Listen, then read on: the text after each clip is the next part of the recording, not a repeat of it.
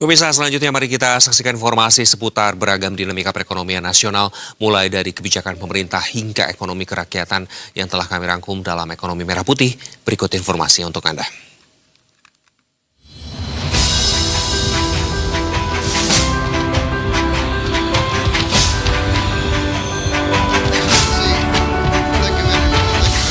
Presiden Prabowo Subianto tiba di tanah air pada 29 Mei 2026 setelah melakukan kunjungan kenegaraan ke Perancis. Prabowo membawa pulang capaian kerjasama senilai 61,25 triliun rupiah. Dikutip dari keterangan Badan Komunikasi Pemerintah, Indonesia dan Perancis memperkuat kerjasama di berbagai bidang strategis, termasuk ekonomi, investasi, perdagangan, dan pertahanan. Salah satu capaian utama kunjungan tersebut adalah peluncuran French Indonesia High Level Business Council yang mempertemukan para pemimpin dunia usaha kedua negara. Forum tersebut turut menghasilkan sejumlah kesepakatan komersial baru. Dalam kesempatan yang sama, Menteri Investasi dan Hilirisasi Kepala BKPM Rosan Roslani menyambut baik pembentukan French Indonesia High Level Business Council. Rosan menilai forum tersebut menjadi tonggak penting dalam mempererat kerjasama ekonomi antara Indonesia dan Prancis. Peresmian Dewan Bisnis tingkat tinggi itu berlangsung pada 28 Mei 2026 dan disaksikan langsung oleh Presiden Prabowo Subianto serta Presiden Prancis Emmanuel Macron. Forum tersebut mempertemukan 30 pemimpin perusahaan dan pelaku industri utama dari kedua negara yang secara keseluruhan memiliki kapitalisasi pasar mencapai 1,3 triliun US dollar. Dewan bisnis ini dipimpin bersama oleh Chair French Indonesia Business Council MEDEF Internasional yang juga CEO Danone Antoine de Saint-Affrique serta Ketua Umum Kadin Indonesia Andi Dia Bakri. Menurut Rosan, peluncuran Dewan Bisnis ini juga menghasilkan 4 kesepakatan komersial baru dengan nilai total 3, miliar US dollar. Kesepakatan tersebut mencakup sektor ketahanan energi, perdagangan, hingga kerjasama pertahanan.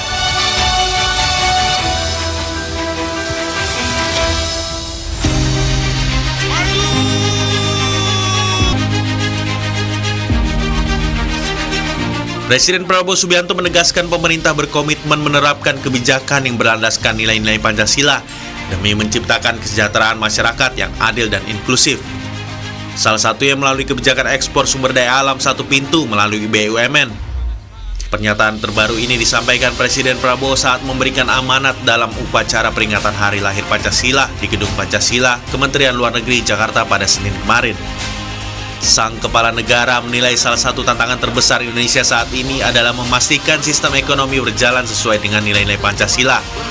Meski ekonomi nasional terus tumbuh selama beberapa dekade terakhir, ia menilai masih perlu dilakukan evaluasi agar manfaat pertumbuhan ekonomi dapat dinikmati secara merata oleh seluruh rakyat.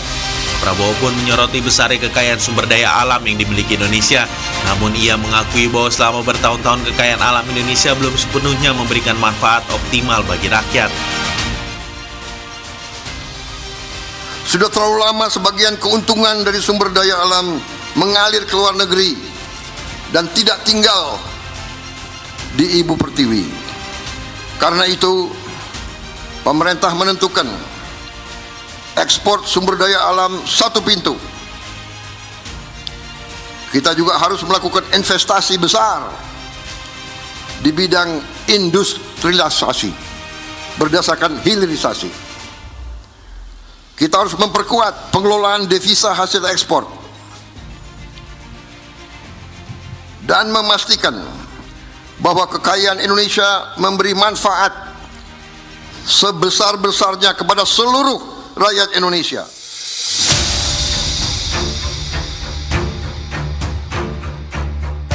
Sementara itu, sebelumnya pemerintah secara resmi telah meluncurkan PT Danantara Sumber Daya Indonesia atau PT DSI sebagai langkah strategis untuk memperkuat tata kelola komoditas nasional. Perusahaan ini dibentuk sebagai badan usaha milik negara atau BUMN yang fokus pada kegiatan ekspor. Menteri Koordinator Bidang Perekonomian Airlangga Hartarto menjelaskan bahwa PT DSI akan berperan sebagai pintu tunggal bagi ekspor berbagai komoditas sumber daya alam strategis.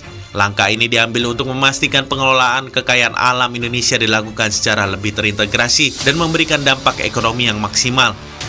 Kebijakan ini menindaklanjuti arahan Bapak Presiden dalam pidato rapat paripurna DPR RI tanggal 20 yang intinya pemerintah akan memperbaiki tata kelola secara mendasar ekspor komoditas sumber daya alam strategis yang dilakukan melalui BUMN ekspor. Pelaksanaan strategis yang merupakan juga 3 ekspor terbesar kita. Yang pertama adalah batu bara, kedua kelapa sawit, dan ketiga terkait dengan ferroalloy.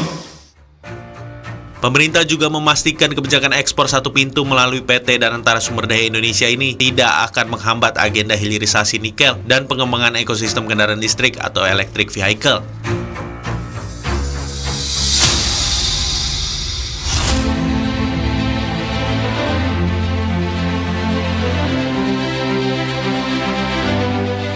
Menteri Keuangan Purbaya Yudi Sadewa menilai kebijakan penguatan pengelolaan devisa hasil ekspor atau DHE sumber daya alam akan memberikan dampak positif terhadap perbankan nasional, khususnya bank-bank yang tergabung dalam himpunan bank milik negara atau Himbara, sekaligus memperkuat sektor keuangan Indonesia secara keseluruhan. Diketahui pemerintah resmi memberlakukan ketentuan baru terkait penempatan DHE SDA mulai 1 Juni melalui Peraturan Pemerintah Nomor 21 Tahun 2026. Kebijakan tersebut ditujukan untuk memperkuat ketahanan ekonomi nasional melalui peningkatan retensi devisa di dalam negeri. Dalam kebijakan tersebut, eksportir diwajibkan menyimpan dana mereka di Himbara. Imbasnya likuiditas dolar di Himbara akan meningkat dan menambah resiliensi Himbara di sektor finansial. Menurut Purbaya, penempatan DHE di dalam negeri akan meningkatkan likuiditas perbankan nasional karena bank-bank Himbara yang memiliki cadangan dana atau valuta asing yang lebih besar dibandingkan sebelumnya. Purbaya menambahkan, peningkatan dana yang tersimpan di dalam negeri akan memperbesar kapasitas perbankan dalam mendukung aktivitas ekonomi dan pembiayaan secara produktif. Selama ini, sebagian dana hasil ekspor dinilai masih mengalir ke luar negeri, sehingga manfaatnya bagi perekonomian domestik belum optimal. Jadi dalam PP 21/2026, pemerintah mengatur beberapa ketentuan baru terkait penempatan DHE SDA. Di antaranya, eksportir SDA wajib merepatriasi DHE ke dalam negeri dengan tingkat kepatuhan 100%. Kemudian, eksportir non-migas wajib menempatkan 100% DHE SDA pada rekening khusus di dalam negeri selama minimal 12 bulan.